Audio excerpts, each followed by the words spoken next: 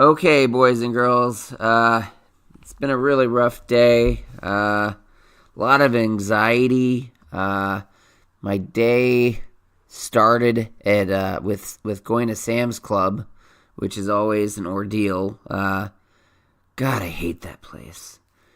Even in the morning, gosh, it's like it's just so ugh. The ceilings are so high, and it makes me I get anxiety. I get anxiety from going to Sam's Club. I got some lettuce, picked up some groceries. Then I went to work. I work from home at my other job, which we will not speak of on this show because I don't want to get sued by any means. Yeah, it's I don't know how to describe it, man. Like, I've got this writing project coming up, and it's been a long time since I've written, and this laptop that we have doesn't have Word, and I don't even know how to deal with that. I mean, my wife says, "Yeah, use Google Play or Google Documents," and I'm like, I don't know about Google Documents. I don't know what that is. Never used it before. So I don't know. But so I finally decided the title of this podcast. Sorry, folks. I know I was gonna have people,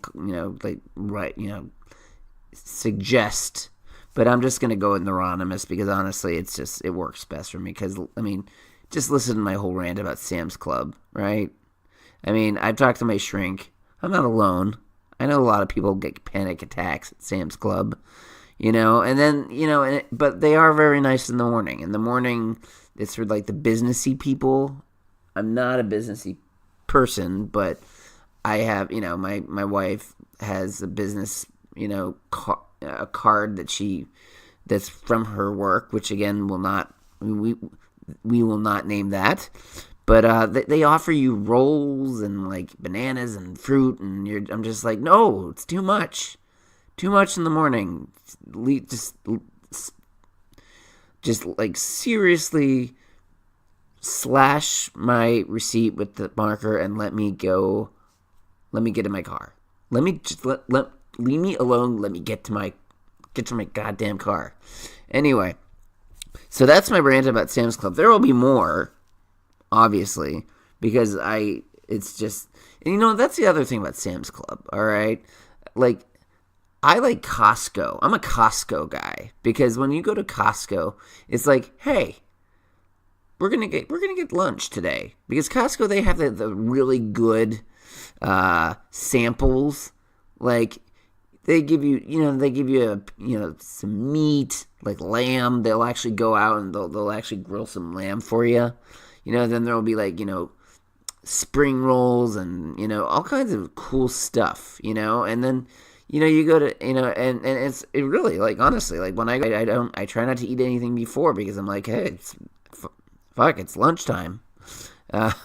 So, part of my language, I know not everybody appreciates the F-bomb, but sometimes I say fuck. Sorry. Anyway,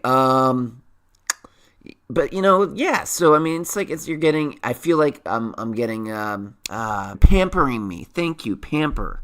They're pampering me at Costco. I go to Sam's. They've got these. They'll give you like a tiny little piece of cheese, and they might have like a tiny piece of like chicken cordon bleu that they just kind of like use the little piece of scissors just to cut off a nibble of it. You go to Sam's Club, and it's just an ordeal, man. I don't like going to it. But as a husband, you gotta make the grocery shopping, and my wife has to have a certain number of veggies per day, as when it is what it is, and that's okay. That's just part of being a married guy. You gotta go do things that you don't necessarily want to do, but it's all worth it. She's very appreciative of it. Last night I gave her early Hanukkah present, the Ed Sheeran Divide CD. So that'll be playing nonstop for at least a week. So that'll be fun. I like Ed Sheeran. I like Ed Sheeran. I do, but like there's something about him. Like I feel like he's trying to be like Van Morrison mixed with like Eminem, and sometimes it works, but sometimes I just feel like he's trying really too hard. But he's good. I like him. I respect the man. He's young. He's a young guy. He looks like Raggedy Andy. Is it? Yeah, Raggedy Ann and Andy. He looks like Andy. He looks like the male counterpart to Raggedy Ann. So and you got to respect somebody who who looks like that can become if he can become famous. I mean, why not, right? Anyway, I'm really just droning on, but I'm drinking. My friend Robin got me this mug, and it has all these different movie quotes because I'm all about the movies. Well, you don't yet, but trust me, you will. And it has all kinds of movie quotes. It has like Soylent Green as people, hasta la vista, baby. You talking to me? I mean, and frankly, my dear, I don't give a damn. And here's Johnny. All right, enough of that. But anyway, I'm drinking finally from the mug because I had to wash it. I can't just drink out of a mug that somebody gave me. It's just the way it is. I need to. It needs to be cleaned before I can wash it. So I finally washed it. It only took me like a week. And I'm drinking V8, spicy V8, and I'll tell you, folks, V8 doesn't taste good, but I drink it. Because it's good for me. It has veggies in it and stuff like that, and it's all concentrated. So I mean, it's not all that healthy, to be honest. But I mean, well, I don't know. Maybe it's healthy. It's probably pretty healthy. It's healthier than like eating like fried chicken, which sounds pretty good right about now. I'm not sure really why I picked fried chicken out of the whole wide array of foods I could have picked, but anyway, V8's pretty good. So it's my snack. It's my other veggie of the day.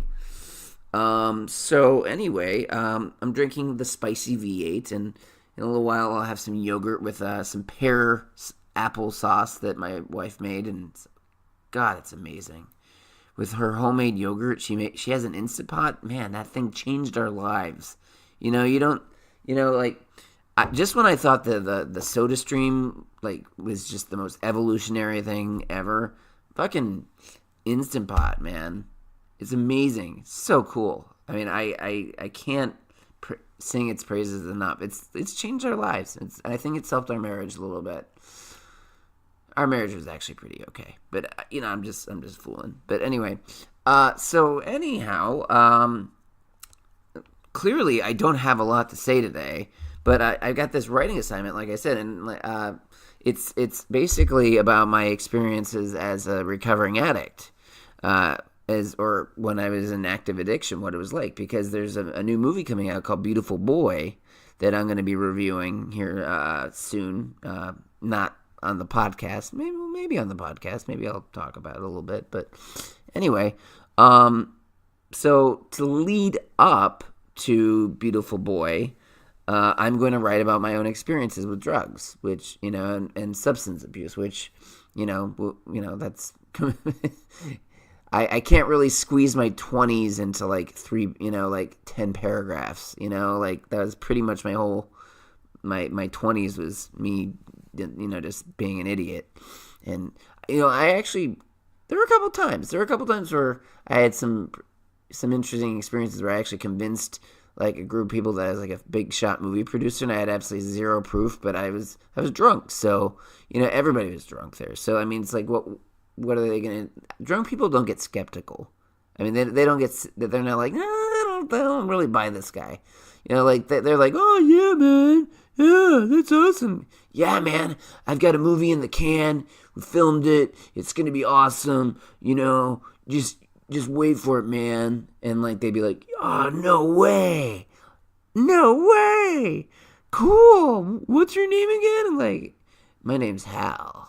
And, blah blah blah blah blah. Anyway, I was I was a weird drunk guy. I was trying to be something I'm not. I was always trying to be better than what I was, and that really didn't happen until I turned 30 when I actually got into recovery. That's a story into itself. And maybe, and I'm sure I'll get to it, but I don't really have much left to say other than, again, I appreciate everybody listening to this today, and I hope everybody has a wonderful day. Remember, just living it one day at a time, and thanks, and over and out.